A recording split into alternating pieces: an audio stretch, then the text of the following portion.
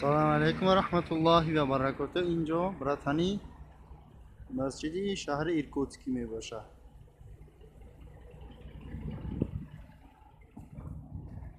این طرف جای طهارت خانه، یکم ایتاج، دیوم ایتاج جای درس، تیک جای کودکان، سوم جام جای نماز خانی. اینی که کلیشه گرفتگی پیش بلوده جای برای رمضان، برای افطار کرده گه.